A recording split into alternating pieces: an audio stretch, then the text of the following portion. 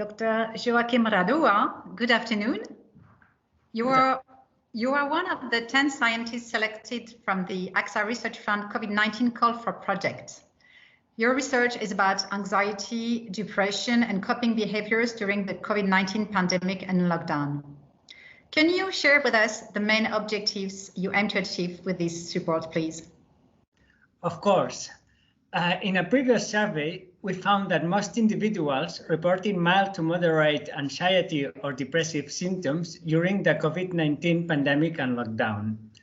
However, we also found that some relatively simple behaviors, such as following a healthy, balanced diet, were associated with decreased symptoms. The main objective of the current project is to further investigate the relationship between the behaviors and the symptoms. We will recruit a representative sample of Spanish adults, and we will ask them to complete short surveys every 2 weeks about their behaviors and symptoms. We want to know which behaviors make people resilient against subsequent anxiety and depressive symptoms.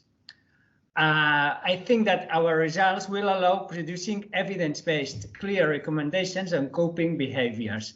We hope that they will help the population to have less anxiety and depressing symptoms during the COVID-19 pandemic and lockdown. Thank you, Dr. Radua. This is very clear, and we certainly need resilience against anxiety and depressions in these times of uncertainty. And your project will be very helpful to cope with their symptoms. I had another question. Concretely, how do you intend to work with practitioners so they can apply your findings? And how do you plan to make your findings benefit the maximum number of people suffering from anxiety and depression linked to the COVID-19 pandemic? This study, as we aim to study the whole adult population. That said, we plan to share the recommendations from our study with health professionals so that they can give more specific and helpful advice to patients. We also plan to share these recommendations with policymakers or other professionals who may play an important role during this exceptional emergency. Well, no doubt, lots of people will be happy to find recommendations to feel better, for sure.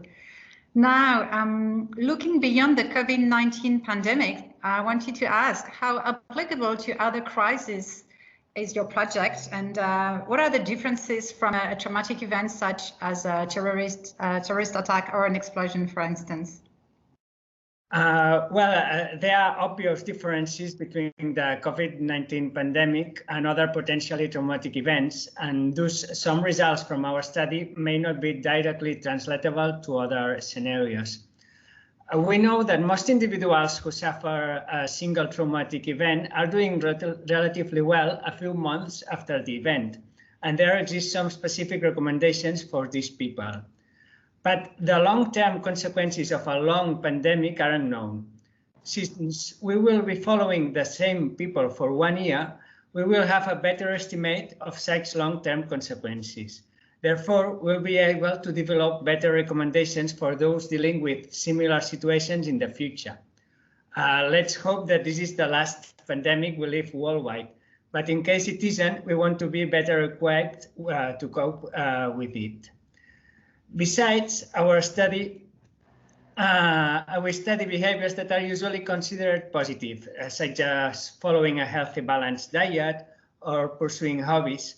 Therefore, I think that these behaviors might be advisable, even if they don't have an additional benefit for a specific type of crisis.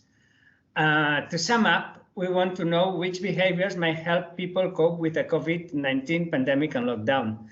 But I believe that these behaviors may also help cope to a certain extent with other types of crises. Well, thank you very much, Dr. Radua, for your time and all the information today.